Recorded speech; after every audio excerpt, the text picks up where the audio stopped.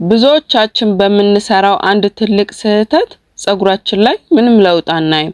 ብዙ የጸጉር ማስኮች እና ብዙ ቅባቶች እየተጠቀምን ነገር ግን ምንም ለውጥ የማናየው በአንድ ትልቅ ስህተት ነው። ሰላም ጤና ይስጥልን። እንኳን ወደ ቢዩቲ ዊዝ ሂዊ ቻናል በሰላም መጣችሁልኝ። ዛሬ ማንም የማይነግራችሁን አንድ ትልቅ ሚስጥር ይዤላችሁ መጥቻለሁ። ላይክ እና ሰብስክራይብ በማድረግ አብራችሁኝ እስከመጨረሻው ቆዩልኝ። ምክንያቱም ጸጉርሽ ላይ ለውጥ አምጪ የሆነው ሚስጥር ማየት አለብሽ። እሺ ዛሬ ይዤላችሁ የመጣሁት በሳይንሳዊ አጠራሩ ሄር ፖሮሲቲ ቴስት ይባላል። የጸጉር እርጥበትን የመቀበል ብቃት መፈተኛ ነው። ሚስጥሩ እዚህ ጋር ነው ያለው። የጸጉራችሁን አይነት ከለየን በኋላ ለጸጉራችን ተስማምቶ ነው የምንቀባውን ቅባት አይነትና የሚስማማውን የጸጉር ውህድ በደንብ በዝርዝር አሳያችኋለሁ። የጸጉራችሁ ሁኔታ ወይም ፖሮሲቲ ማወቅ የሚጠቅመን አንደኛ ገንዘባችንን ለመቆጠብ።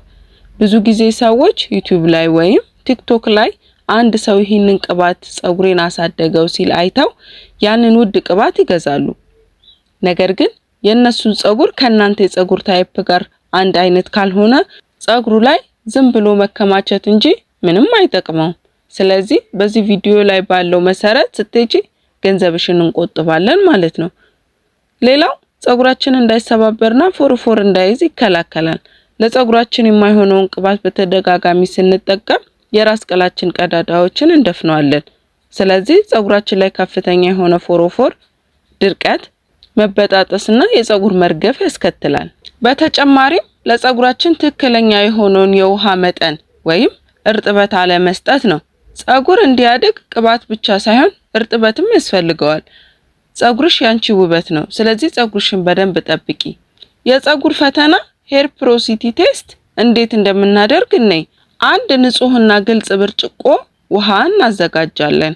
ከዛም የተወሰነ ሲበጠር የወለቀውን ንጹህ ጸጉር ውሃው ላይ ትጥዩዋለሽ። ከዛ ከ2 እስከ 4 ደቂቃ ከጠበቅሽ በኋላ የጸጉሩን ሁኔታ አይተሽ የጸጉርሽን ባህሪ ትለያለሽ። በውሃው ላይ የሚታዩ 3 ውጤቶችና ትርጉማቸውን እንይ። አንደኛ ጸጉር ውሃ ላይ ከተንሳፈፈ ሎ ፖሮሲቲ ይባላል። የጸጉርሽ ቀዳዳዎች በጣም ጥብቅ ስለሆኑ ውሃ ወይም እርጥበት በቀላሉ ወደ ውስጥ አይገባም። ለዚህም ጸጉር ሞቅ ያለ ውሃ ወይም እስቲም መጠቀም ቀዳዳዎቹ እንዲከፈት ያደርጋል። ሁለተኛው ጸጉር መሃል ላይ ከቀረ ሚዲየም ኦር ኖርማል ፖሮሲቲ እንለዋለን። ይህ የጸጉር አይነት ደግሞ በጣም ምርጥና ጤናማ የጸጉር አይነት ነው።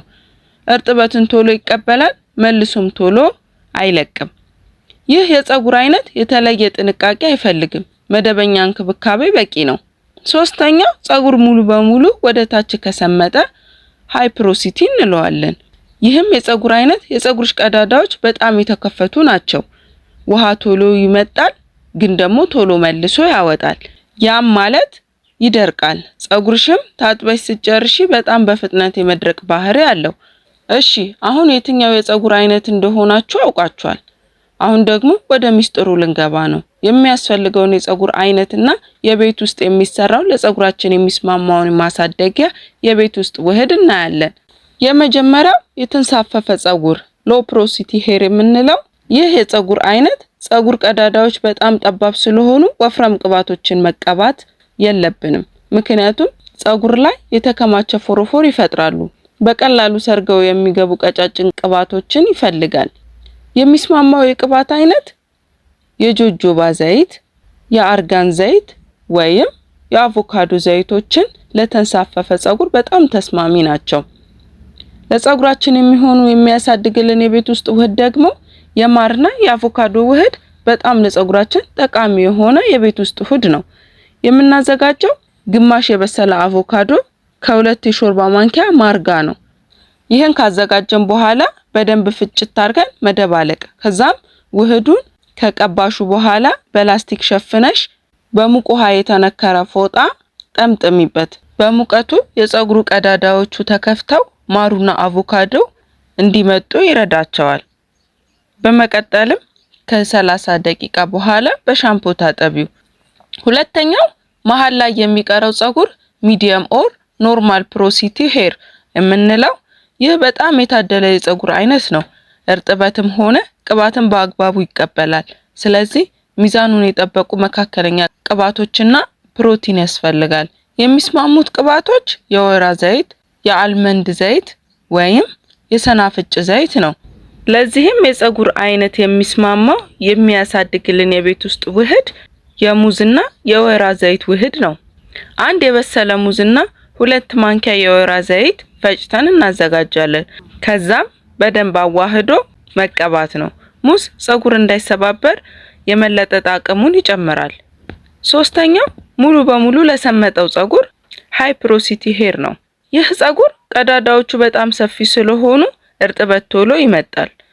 ስለዚህ እርጥበቱን አቅፎ የሚይዘውን ከበድ ያሉና ወፍራም ቅባቶችን መመገብ አለበት። እንዲሁም የተጎዱ ቀዳዳዎችን የሚደግፍ የፕሮቲን ውህድ ያስፈልገዋል። ስለዚህ እነዚህ ቅባቶችን ስንቀባ በጣም ተስማሚ ናቸው። አንደኛው የኮኮናት ዘይት ነው። ሁለተኛው የጎሎ ዘይት ወይም የሺያ በተርን ብንቀባ በጣም አሪፍ ነው። ለዚህ የፀጉር አይነት ደግሞ የሚስማማው የቤት ውስጥ ውህድ የእርጎና የእንቁላል ውህድ ነው። ይህ የፕሮቲን ቦምብ ነው።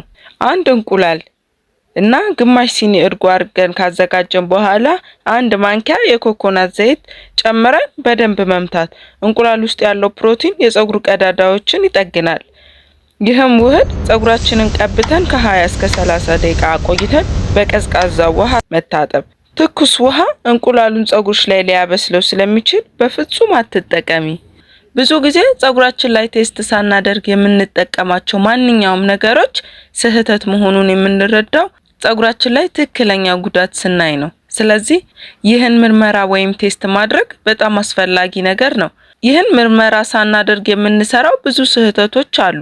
ለምሳሌ የፀጉር ቀዳዳዎችን መደፈንና ከፍተኛ ፎሮፎሮ ያጋጥማል። ፀጉራችን ተንሳፋፊ ሆኖ ሳለ ሳናውቅ እንደ ካስተር ኦይል እና ሺያ በተር ወፍራም ቅባቶችን ስንጠቀም ፀጉራችን ቅባቱን መምጠጥ ስለማይችል የራስ ቅላችን ላይ ተከማችቶ የፀጉር ቀዳዳዎችን ይደፍናል። ፎሮፎርን በከፍተኛ ሁኔታ ያበዛል። ሌላው የፀጉር መሳሳትና መለጠጥን ፀጉራችን ተገቢው እርጥበትና ምግብ በትክክለኛው መንገድ ካላገኘ የፀጉር ዘንጎች እየሳሱ ይጎዳሉ። በመጨረሻም ከስራቸው እየተነቃቀሉ መውለቅ ይጀምራሉ። ይህ ደግሞ ፀጉራችንን በጣም እንዲሳሳ ያደርገዋል። ስለዚህ ይህን ምርመራ ሳናደርግ በደፈናው የምንቀባቸው ቅባቶች ፀጉራችን ላይ ትልቅ አደጋ ያመጣሉ። ስለዚህ ፀጉራችንን በተለየ ሁኔታ እንዲበቅል የሚያምር እንዲሆንና ከስሩም ጠንካራ እንዲሆን ይህን ምርመራ ማድረግና የፀጉራችንን አይነት ማወቅ አለብን። እሺ የኔ ውድ እህቶች የዛሬው ቪዲዮ በጣም ጠቃሚና አስተማሪ ሆኖ እንዳገኛችሁት እንደተማራችሁበት እርግጠኛ ነኝ። ቪዲዮውን ከወደዳችሁት ላይክ አድርጉ። ሌላ አስተማሪ ቪዲዮዎችን በሳይንስ የተረጋገጡ ጠቃሚ ምክሮችን ይዤ ስለሆነ የምቀርበው ሰብስክራይብ በማድረግ ቤተሰብ ሁኚ። በሌላ ቪዲዮ እስክንገናኝ ሰላም ቆይልኝ።